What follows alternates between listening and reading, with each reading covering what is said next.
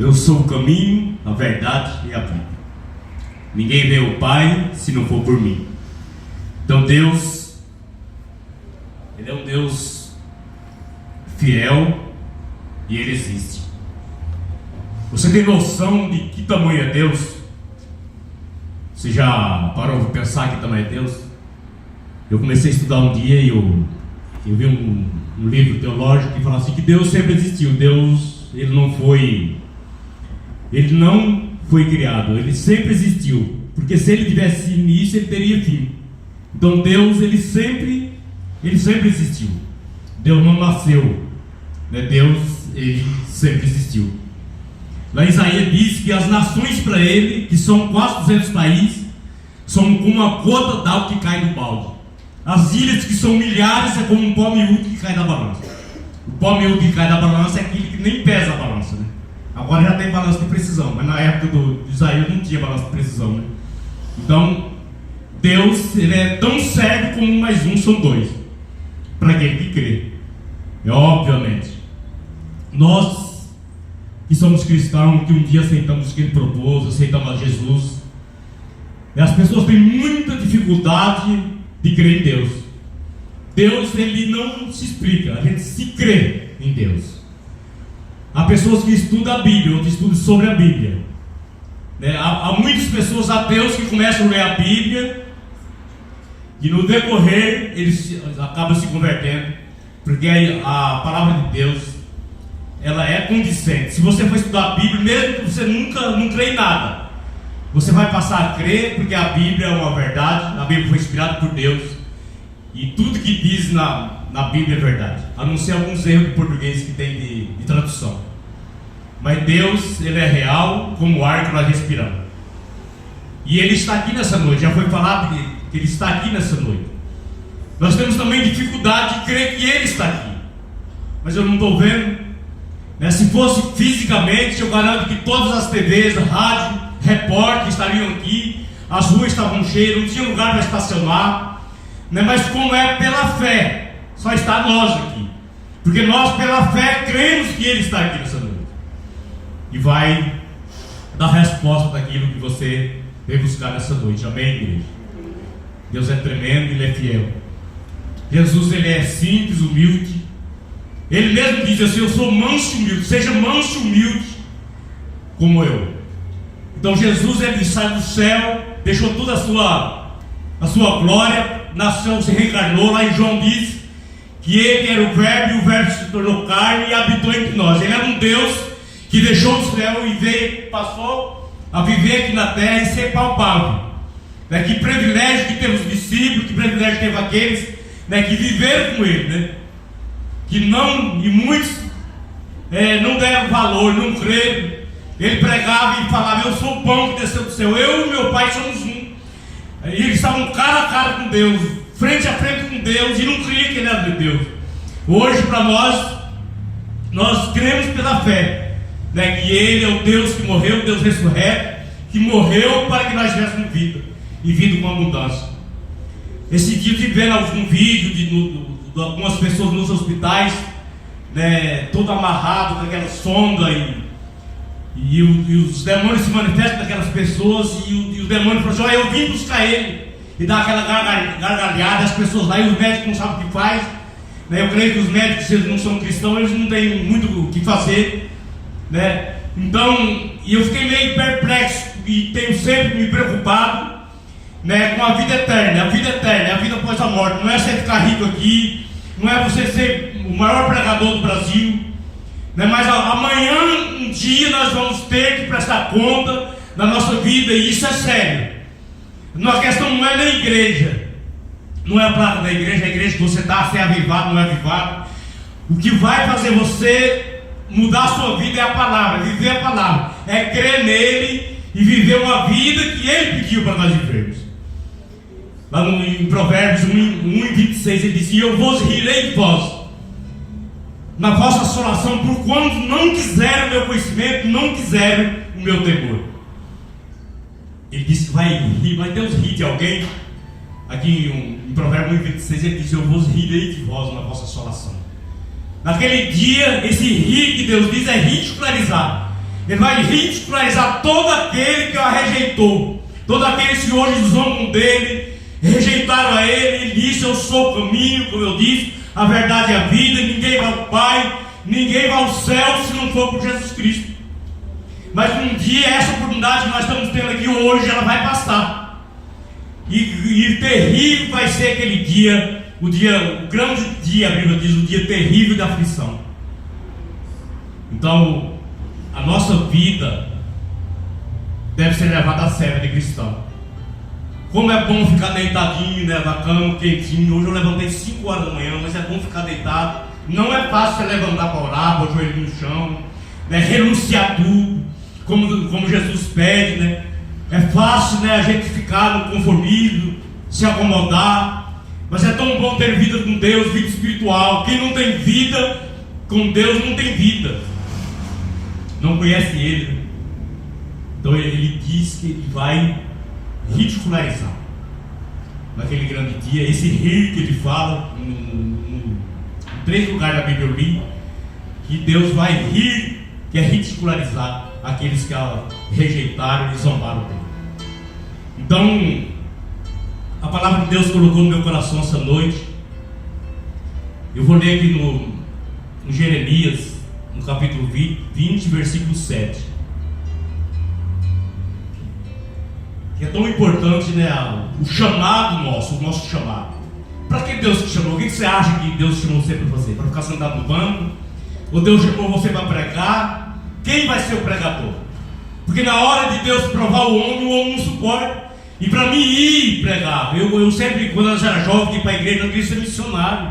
Não, missionário, eu quero ser missionário, né? É ir pregar para outras terras, não pregava nem para o vizinho, nem em casa, mas queria ir para a África pregar, né? Queria ir lá e imaginar com a maleta na mão, uma maleta bonita, e expulsando os demônios, fazendo, né? Mas para isso Deus precisa preparar o homem, cada um na vocação que foi chamado, lógico. Alguns pregam, uns louvam, uns ensinadores da palavra, né? E assim, uns louvam a Deus e engrandecem o nome dele. Mas, e nós, para que Deus nos chamou? Aqui fala do homem, né, Jeremias, que Deus chamou, né? Ele teve um dos ministérios mais esmagadores de todos os ministérios. Na época ele pregava, no tempo que ninguém cria no Evangelho, praticamente ninguém. Ele era profeta, pregava o Evangelho. E aqui no versículo 7 que eu quero ler para nós iniciar, ele diz assim, não sei se vocês já acharam, ele diz assim: iludiste, ó Senhor, iludido fiquei, mais forte fosse do que eu, prevalecer, circo de escárnio todos os dias, cada um deles zomba de mim, porque desde que falo, grito, clamo de violência e destruição, porque se tornou a palavra do Senhor um opróbrio para mim, um nutrido todos os dias. Então disse eu: não me lembrarei mais dele, não falarei mais do seu nome. Mas foi isso no meu coração, como um fogo ardente encerrado em meus ossos. Eu estou fadigado de sofrer e não posso. Jeremias, depois ele fazia aquilo que Deus mandou. Aqui no início do capítulo 20, depois nós retornamos ali, ele disse assim, no capítulo 2: e feriu o Pazur, o profeta Jeremias, e meteu no cepo que está à porta superior do Benjamim, qual está a casa do Senhor. E sucedeu que no dia seguinte Pazur tirou Jeremias do cepo. Então disse-lhe Jeremias: o Senhor não te chama o teu nome Pazur, mas Magor, que sabia. Quer dizer que o profeta Jeremias ficou uma noite inteira no cepo. Provavelmente foi açoitado com 39 açoites, que era a lei da época. E depois que soltou ele, é que essa palavra que eu li aqui no capítulo 7, ele falou: Senhor, iludiste. Na minha versão é iludiste, em outra é persuadiste, que é convencer. Deus não ilude nós, mas Ele nos convence. Por isso que Ele disse aqui: iludiste, iludido fiquei. O Senhor me convenceu, prevaleceu sobre mim. Quer dizer, o Senhor me convenceu no meu coração. Aqui Ele disse: eu não vou mais falar o seu nome, não vou mais pregar o Evangelho, não vou fazer mais a sua obra. Mas Ele disse, quando Ele falou isso, foi como um fogo ardente em meus ossos. Ou seja, Ele queria negar a Deus, mas não conseguia, porque estava convencido de que o Deus o chamara para fazer uma grande obra. Então, esse é o nosso, é o mesmo chamado nosso, é o mesmo de Jeremias hoje. Né? Talvez você não é pregador, não é pregar, mas é fazer, é amar. Do ensinamento, eu sempre presto atenção no que o pastor Marcos prega. Ele pregou sobre a paz que o mundo não conhece, e eu tenho essa paz. Nós temos essa paz na nossa casa. Eu falo a paz que o mundo não conhece. Eu 99% da minha vida estou em paz. Então a paz que Jesus dá não é porque ninguém é bom, ele diz que não há um bom sequer, mas porque ele é bom e ele dá dessa paz. Então ele chamou o Jeremias, como chamou Paulo, e chamou os homens de Deus, e chamou você. Então aqui depois dele entregar a profecia, que ele disse para o Pazur, ele disse assim, no 20 ele disse, e sucedeu que no dia seguinte, não no 4, porque assim diz o Senhor, eis que farei de ti um terror, para ti mesmo e para todos os teus amigos, eles cairão a espada, e os teus inimigos, e os teus olhos ouvirão, e todo Judá entregarei na mão do rei da Babilônia, ele levará preso a Babilônia, e feriu-a-lo-ei a espada. Então ele entregou essa profecia, falou que ia ser destruído, porque ele tinha que falar, por isso que ele disse, ele tinha que falar o que Deus mandava falar. Então depois dele falar a profecia, entregar o que Deus mandou ele entregar, né? Ele era escarnecido, zombado, e por isso que ele falou aqui, iludifiquei, o Senhor me convenceu. Então nós estamos aqui, eu creio que você está aqui, não porque você é um bom crente, mas porque Deus convenceu o seu coração a estar aqui. Você poderia estar em qualquer outro lugar, você podia estar lá no shopping, você podia estar no restaurante agora, você podia estar em qualquer outro lugar. Mas eu creio que mesmo na sua pouca fé, na sua pouca força, você está aqui nessa noite. Deus quer fazer de nós um guerreiro responsável. Eu estava lendo aqui sobre Jeremias também, Neemias quer dizer. Ele soube que os seus compatriotas estavam lá em Suzã, né, os muros de Jerusalém queimados. Ele estava assistindo diante do rei, era copeiro do rei, o rei Artaxerxes, né, o rei mais famoso da época. E ninguém chegou a Jeremias e disse: olha, eis que o Senhor manda te dizer, vai lá restaurar os muros. Ele soube que os seus irmãos, os seus compatriotas estavam em destruição. A Bíblia diz que ele chorou e lamentou, jejuou, consagrou. Segundo o que eu estava lendo aqui no rodapé, ele ficou 4 meses jejuando e orando e chorando pelo povo que estavam lá.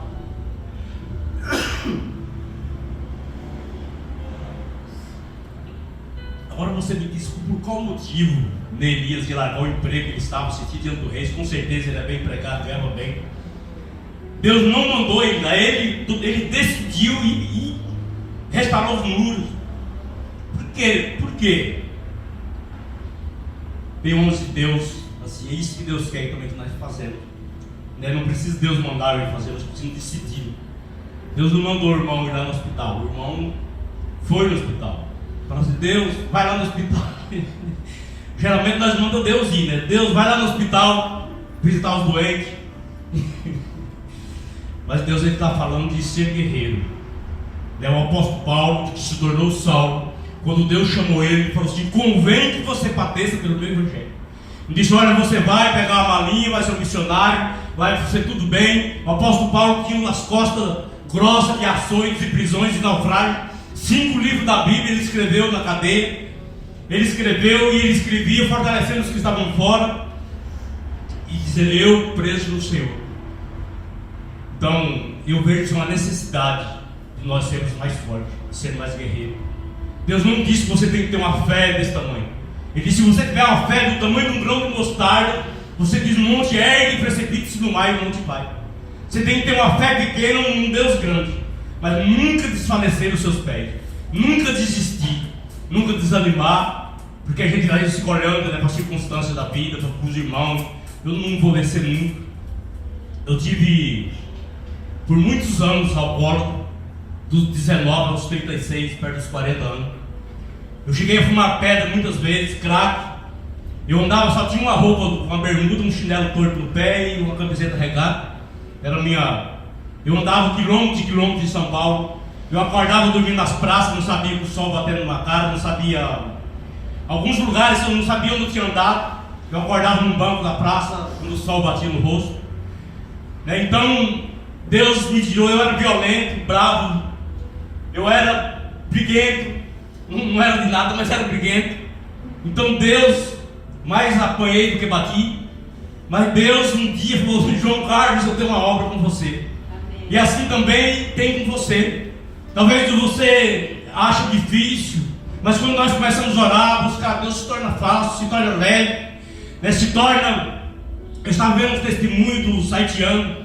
Lá, se eles encontrar com a Bíblia, os soldados, os guardas, você é assassinado na hora. Ou nega Jesus ou é assassinado. Aí pergunta para os guardas, pergunta: vocês vão negar Jesus e viver, ou vocês querem ser assassinados? Eles olham para cima e falam: Deus, daqui a pouco nós estaremos aí, Jesus. Nós precisamos ter um mínimo da fé, primeiro 5% da fé dessas pessoas que vivem lá na África, vivem naqueles países que é proibido o evangelho. Eles estão lá na igreja igual aqui, pode ser metralhado de repente todo mundo e não ficar ninguém para contar a história, mas eles estão lá. Eles estão crendo em Deus, eles creem no Deus ressurreto, eles creem no Deus vivo, eles creem nesse Deus que nós pregamos, no Deus que nós falamos, nesse Deus que todo dia nós ouvimos. Mas eu creio que a nossa fé precisa ser mais aguçada. Nós precisamos prostrar mais, se humilhar mais. Você sabia que Deus, Ele ama aqueles que se renunciam, que se humilham, não é aquele que não erra. Muitas vezes eu tinha uma coisa de ficar nervoso sem nada, sem motivo. Ela não estava liberta. E eu ficava bravo, eu falava: não, Deus me fez assim, por isso que eu sou assim, pronto, final. Mas não é assim. Deus, Ele liberta, Ele cura, Ele sara, Ele transforma. Eu tinha um livro que dizia: Jesus, o maior psicólogo, o maior psiquiatra. Jesus é o maior psicólogo, o maior psiquiatra. Não há, Ele é a raiz de geração de Davi. Ele é o remédio. Ele é o remédio para quem crê. Irmão, mas eu sei que é difícil. Nós fomos na casa da irmã aqui orar, da irmã Sumar. Eu vi a dor, nós orando, nós orando por ela, nós sentimos a presença de Deus, e ela, a dor, falando da dor. Eu sei que a dor é terrível. Eu também fiquei 90 dias, né, com a dor no ciático, e aí você olha na Bíblia e diz: Deus, o Senhor levou todas essas transgressões, o Senhor levou as maldições, o Senhor levou tudo e eu estou aqui doente. Como entender essas coisas? Mas aí vem aquela palavra que diz: tudo contribui para o bem daquele chorão. Então para nós não temos saída. Ou se nós estamos doentes, nós vamos adorar Ele. Se nós estamos sãos, nós vamos adorar Ele. Se nós estamos com dinheiro na conta, nós vamos adorar Ele. Se estamos abrindo falência, vamos adorar Ele. Porque Deus, nós servimos a Ele porque nós vamos para o céu morar com Ele. Nós não servimos a Deus por bem-estar. Se Ele der bem, se não der, nós vamos também servir a Ele a mesma coisa. Porque nós não servimos a Deus por circunstância, por coisas. Ele diz que nós servimos para levar a condenação eterna, que é horrível e terrível. E é verdade. Eu sempre falo assim: se nós sonharmos o que é morrer sem salvação, certamente nós mudava radicalmente as nossas vidas. A igreja mudava radicalmente. Está falando que o pastor Marcos falou da paz como não conhece, e resumiu toda a pregação dele. Ele falou assim: no final se resume a amar uns aos outros, meus amigos. E o que é isso na prática? Porque pregar, a gente prega até bem, né? Bonito. Às vezes a pessoa prega e o fogo desce. Mas o que é na prática eu amar o próximo? Na prática, o que será? Porque muitas pessoas não conseguem dar um abraço a ninguém, mais de jeito nenhum. Mas eu creio que fazer isso aí que Jeremias fez, que Neemias fez, ele saiu. E segundo que eu estava pesquisando, é 1000 quilômetros a cavalo. Ele foi 1000 quilômetros a cavalo, a cavalo, não é de avião nem de ônibus. A cavalo chegou diante do rei, pediu para o rei concedeu carga, ele foi até chegar lá e construiu um muro em 52 dias. E Sanballat e Tobias, por 5 vezes, os inimigos chegou tentando parar. Às vezes nós paramos por pouca coisa, por uma fofoquinha, mas 5 vezes Sanballat e Tobias tentaram interferir na reconstrução do muro. Jeremias diz: eu estou numa grande obra e não posso parar. Eu estou numa grande obra e não posso parar. Então ele constituiu guardas, e aquela história que todo mundo sabe, e os muros foram restaurados, e ele governou lá por um tempo, por 12 anos, e restaurou espiritualmente, e moralmente, e fisicamente, a cidade de Jerusalém.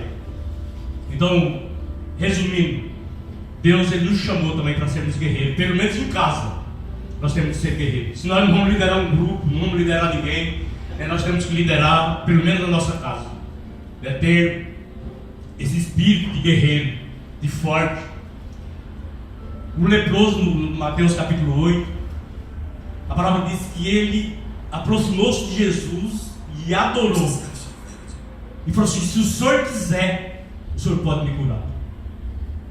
E Jesus disse: quero ser limpo. E ele foi curado na mesma hora. Então o que Deus quer que nós façamos? Se humilhar. Se humilhar e falar assim: meu povo que me chama pelo meu nome, se humilhar e orar, eu que estou no seu rosto e sara a vossa terra. Será que é verdade isso aí que ele fala? Que tudo que diz na Bíblia é verdade? Algumas coisas é óbvio, ele não fala. Tudo o que é óbvio, ele não fala. Tudo que está dentro da vontade dele. Amém? Porque tem coisas que nós queremos, mas não está dentro da vontade de Deus. Então Deus ele quer mudar a sua vida, mente, coração, psicológico. Tem pessoas, muita gente doente na igreja, muita gente doente, tem muita gente opressiva, depressiva. Então Deus ele quer nos curar desse negócio. Se derrama nos pés dele. Em Lamentações 3:29 ele diz: coloca a boca no pó, quem sabe assim a esperança. Se tiver bem difícil você colocar a boca no pó, fala: Deus, eu estou aqui, o Senhor diz, tudo que o Senhor diz é verdade, o Senhor que diz, se eu colocar a boca no pó, há esperança, Deus. Mas eu acho que nós fazemos aquela oraçãozinha de 3 minutos, 5 minutos e está tudo bem. Deus, eu não quero falir, eu quero isso, eu quero aquilo. Nós temos que buscar Deus como guerreiro, como chamar a atenção de Deus. Neemias aqui, naquela mesma oração que ele fez, ele começou a orar e falou: Deus, o Senhor leva o cativeiro, mas o Senhor também traz. Então tem oração que Deus não pode negar, porque Ele mesmo diz. Ele diz: eu vou levar vocês para o cativeiro, mas vou trazer de volta. Então quando ele começou a orar, ele falou: Deus, o Senhor disse que levava para o cativeiro, mas o Senhor disse também que traria de volta. O Senhor disse que feria, Deus, está escrito aqui, mas o Senhor disse sara também. Então quando você fala isso aí para Deus falar, uma pastora uma vez me ensinou isso aí, você pega um versículo bíblico e fala: Deus, o Senhor que diz, está escrito aqui, o Senhor diz e tudo que o Senhor diz é verdade. Então Deus não pode negar-se a si mesmo. O que Ele diz, Ele vai cumprir. Talvez não na hora, talvez não no mesmo dia, mas nós temos que aprender a pedir para Ele e buscar de todo o coração. A Bíblia diz que Jesus disse: não sabeis vós que vós sois templo do Espírito Santo. Então, automaticamente, naturalmente, é para Deus habitar em nós, na igreja, lavado e remido com o sangue dele. Ele diz: não sabeis vós que vós sois templo do Espírito Santo. Então quando nós aceitamos Jesus e comungamos com Ele e arrependemos do nosso pecado, Ele habita em nós, segundo a Bíblia. Ele habita em nosso coração. E às vezes nós estamos com Deus habitando em nós e nós não entendemos, não decidimos, não avançamos, não vamos para frente, não recebemos os dons celestiais, aquilo que Ele diz. Sabe por que Deus dá os dons? Ele diz: tem gente que nem ora, nem pede, para que a igreja seja edificada através dos dons celestiais. Então não é para mim fazer sucesso, não é para mim encher a agenda, sair por aí, aparecer encher a agenda e ficar famoso. A Bíblia diz que onde não há profecia, o povo se cala, a igreja se corrompe. Tem que haver palavra, tem que haver profecia, revelação, tem que haver poder de Deus, tem que haver pessoas de fé, para passar fé para aqueles que têm menos fé. Amém, igreja? Amém. Então Deus está chamando nós para sermos mais fortes, mais guerreiros. Jeremias foi lançado na cisterna, no poço. E quando tiraram ele de lá, falaram assim: Jeremias, você fala ali para agradar o rei, porque senão ele fusão. Pode jogar no poço de volta. Então crente não nega Jesus em hipótese alguma. Eu fui hoje falar com meu vizinho que ele falou assim: que um bicho puxar ele à noite e querer levar ele embora e não sei o que lá. E eu fui dar início de pregar a palavra. Senão eu rezo minha Ave Maria e meu Pai Nosso todo dia. Então eles cortam a gente já no pé, para a gente já não pregar o Evangelho. Então se está tudo bem rezando o Pai Nosso, Ave Maria, né? Se você está na católica e você tem certeza que você vai para o céu, porque nós temos que ter certeza que vamos para o céu. Irmão, mas eu não tenho. Você aceitou Jesus de coração, arrependeu dos pecados e não vai para o céu. Nós vamos arriscar ficar aqui mais ou menos dentro da igreja. Se por acaso amanhã eu morrer, talvez eu vou arriscar ser salvo. Eu sei que vem essa dúvida em nossos corações. Mas será, meu Deus? Porque por causa da perfeição de Deus e do nosso pecado, nós nunca achamos que nós estamos salvos. Mas ele disse, tudo que ele diz é verdade. Ele disse que nós, em João 3,16, o textuário da Bíblia, ele diz, João 3,16, porque todo aquele que nele crê não pereça, mas tem a vida eterna. Não, é isso, né? João 3,16, porque Deus amou o mundo, aí sim, de tal maneira que deu o seu Filho unigênito para todo aquele que nele crê não pereça, mas tem a vida eterna. É isso aí, agora acertei. Então João 3,16, porque Deus amou o mundo de tal maneira que deu o seu Filho unigênito para todo aquele que nele crê não pereça, mas tem a vida eterna. Então se nós cremos em Cristo, mesmo nós sendo fraquinho, mais fraco, mas para aquele que crê, um dia vai encontrar com Ele. A Bíblia diz que vai ter aquela grande ceia que são milhares de milhares.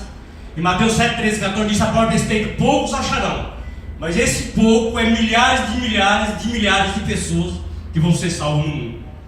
E nós, pela nossa infinita graça e misericórdia, lá estaremos.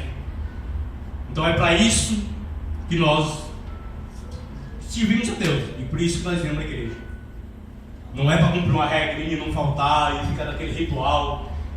Foi pregado quantas vezes. Eu gosto das pregações do irmão Marcos Paga, dos ensinamentos, porque é bom uma pregação avivada, né? O Pentecoste, rodopiar para lá, para cá. E a palavra, Jesus, ele pregava, sentava no barco, ele subia no monte para que as pessoas que estavam embaixo ouviam. Ele pregava para 3.000 pessoas sem microfone, sem som, né? Ele sentava lá no barco. Eu não vi Jesus gritando e rodopiando. Sempre a pregação de Jesus é um ensinamento. As palavras dele, ele pregava em parábola. Por que ele pregava em parábola? Porque aqueles que se interessavam ficavam para ouvir como os discípulos. O Senhor quis dizer que aquelas sementes que caíram no meio do caminho, aquelas que caíram no pedregulho, aquelas que caíram. Então, quem se interessa pela palavra de Deus vai procurar ele. Jesus nunca bajulou homem para servir ele. Não bajule crente para ser crente, que não vai dar em nada. É necessário que nós amamos a Ele, buscamos a Ele, porque Ele ensinava, e aqueles que não queriam ouvir, às vezes Ele não falava claramente, que era para você chegar nele e falar: Jesus, o que o Senhor está falando? O que o Senhor quis dizer com isso? O que o Senhor quis dizer com aquela semente que caiu na beira do caminho? Então Deus é assim, Ele é para ser amado, adorado, e é para nós procurarmos a Ele, e não ficar... Algumas pessoas acham que Jesus vai ficar se humilhando para ele vir para a igreja. Nós devemos aceitar ele e amar, como sempre é ensinado, de todo coração, com toda força, com todo entendimento. Talvez é difícil começar a orar, mas depois é bom, é regozijante. Começa orando 3, 5 minutos, 10 minutos. Levanta de madrugada, ora um pouco, porque um dia vai passar, essa oportunidade vai passar, e aí onde ele vai falar: aí eu vos rirei de vós, não vai ter mais oportunidade. Porquanto eu madruguei ensinando e falando, mandei meus profetas e vocês não quiseram ouvir. Eu enviei, e mataram ainda os meus profetas. Então um dia vai passar essa oportunidade. Então nós estamos com a oportunidade na mão de servir a Deus e viver uma vida ainda abundante, se assim for a vontade dele. Ele disse que o ladrão, João 10,10, veio para matar, roubar, destruir, e eu vim para dar vida e vida com abundância. Então aí vai da vontade de Deus, porque Eclesiastes 5,19 ele fala assim: aquele tem fazenda, riqueza, e isso também é dom de Deus. Ali diz que riqueza é um dom. Eu não sei se você ora para Deus prosperar a sua vida, para você ter um dom, porque se você não tem um dom da prosperidade, você conhece quem é próximo e tem um dom, porque aí você olha assim para a pessoa e fala: mas nem parece que fulano tem aquilo. Isso é um dom, porque a pessoa não se ensoberbece com aquilo que ele tem. E se Deus for dar alguma coisa para algum cristão ficar soberbo, Deus não dá. Não importa se você ora bem, ora 10, 5 horas por dia, se você é profeta, se você faz e acontece. Deus não dá dinheiro. Ele fala avarento é aquele que ama dinheiro. Deus dá dinheiro para aquele que aquilo não vai fazer diferença na vida dele.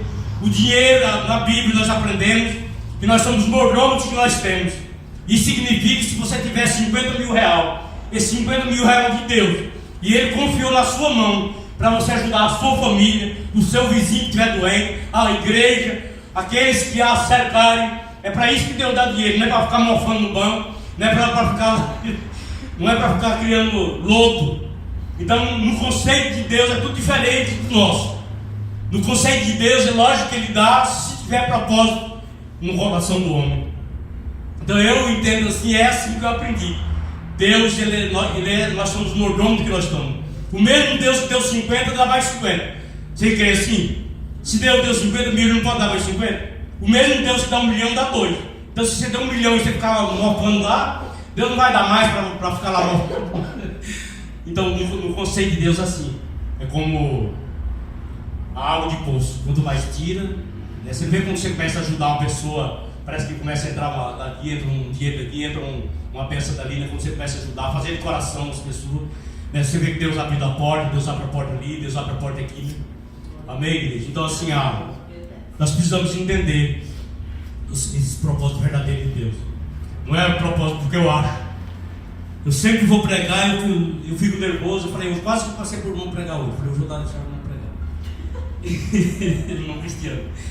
Então assim, eu nunca falo aquilo porque eu achei que o irmão ali está meio assim, está depilado, e eu vou falar porque a irmã, ou porque eu sei do problema de alguém. Nunca. Eu nem falo para Deus, eu não quero isso para minha vida. Eu quero que aquela palavra que Deus me dá no meu coração, eu sou sincero, até debaixo d'água. Começando da minha casa. Eu creio que eu não tenho mentirinha, distorço de conversa. Pergunta para minha esposa se eu distorço de conversa, eu ando com mentirinha, com papo furado. Eu converso com as pessoas, que sejam homem ou mulher, com respeito. Eu acho que é assim, tem que começar desse princípio de caráter. O cristão tem que começar nesse negócio de caráter. Começar por aí. Porque eu já vi tanta gente, tanto pastor, caloteiro, tanto pastor que serve Satanás, tanta desgraça da vida. Então assim, nós começamos partindo do princípio de ter uma vida correta. Jesus, quando lavou os pés dos discípulos, Ele parou ali, nos disse que antecederam a sua morte. Ele tirou as suas vestes e cingiu-se com a toalha e começou a lavar os pés dos discípulos, empoeirado. Não é que nem hoje que anda de carro todo bonitinho, com creme no pé. E Ele disse, hoje vocês não entendem. Alguém disse, o Senhor é mestre e Senhor, lava nossos pés. Ele disse, hoje vocês não entendem, mas um dia vocês entenderão. Vocês deveriam fazer o mesmo. Sabe o que ele estava falando aqui? Não era para me pegar, lavar seus pés. Ele estava falando de humildade. Ele era Deus e estava lavando os pés do Senhor. E quantas vezes falta humildade na nossa vida? Quantas vezes não falta simplicidade? O eu não deixa nós sermos simples, né? Amém, igreja? Então Deus é fiel. Então, o título que eu vou dar para essa mensagem: seja forte, seja guerreiro, cumpra os propósitos que Deus fez na sua vida. E tinha uma senhora missionária que ela falava assim: o talento enterrado traz doença. Se Deus chamou você para pregar e você não prega, vai ficar assim a vida inteira? E Deus não vai falar nada, vai ficar assim: eu não quero pregar, não prego, eu não sei pregar, e eu também não sei pregar. Eu sei falar que Ele é bom, que Deus é bom, e a sua benignidade dura para sempre. Amém? Então, se Deus te chamou para fazer alguma coisa, comece a fazer. Amém? Não importa a circunstância. Ele quer curar nós, Ele nos chamou para uma liderança, nos chamou para ser espelho, Ele nos chamou para ser forte, para viver propósito em casa, viver propósito, né, eterno. Amém? Eu quero que você receba essa palavra nessa noite. Eu não sei, né, como está o seu coração, mas Deus, a Bíblia diz que Ele sonda os corações. Ele entra lá no fundo dos corações. Ele sabe o que você está pensando agora. Ele sabe o que você veio buscar. Ele sabe qual é a sua dúvida. Ele sabe tudo. Ele é onisciente, onipresente e onipotente. Ele é onisciente porque antes mesmo de nós pensarmos, Ele sabe tudo que nós vamos pensar. Então, se você veio aqui nessa noite, sai daqui crendo e se esforce. Ele disse para Josué: esforce, tem bom ânimo que eu te ajudaria. A nossa parte nós temos que fazer. Deus não vai fazer a nossa parte.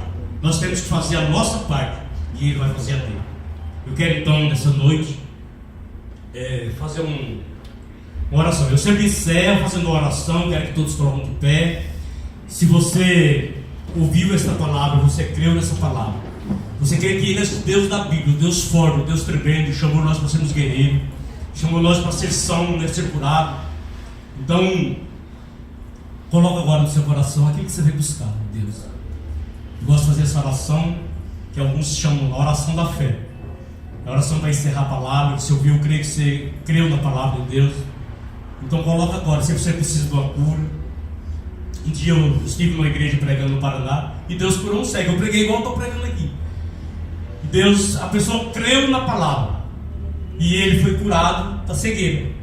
Então não existe receitinha para Deus fazer, existe fé. Ele diz: a tua fé te salvou, vai e não peque mais. Então é a fé sua que faz Deus mover as águas. Não é o pregador que é bom, é Deus que é bom. E Ele faz um milagre na sua vida hoje, se você crer. Amém? Vamos orar? Senhor Deus, Pai da eternidade, nós colocamos os teus filhos, Deus, que ouviram a sua palavra nessa noite. O Senhor sabe, Deus, que a nossa capacidade é pouca, meu Deus. Mas eu creio que o Senhor falou aquilo, Deus, que precisava nessa noite. Aquilo que estava no coração dos teus filhos, da tua filha, Pai, nessa noite. E assim, crendo que o Senhor é Rei do Rei, Senhor do Senhor, e crendo que o Senhor está aqui nessa noite, Pai, eu coloco esta vida que está doente, Pai. Que a partir de hoje, nunca mais, Deus, ela vai sentir dor. Nunca mais ele vai sentir dor. Aquele que está depressivo, Pai, que nunca mais vai sentir depressão, Pai querido.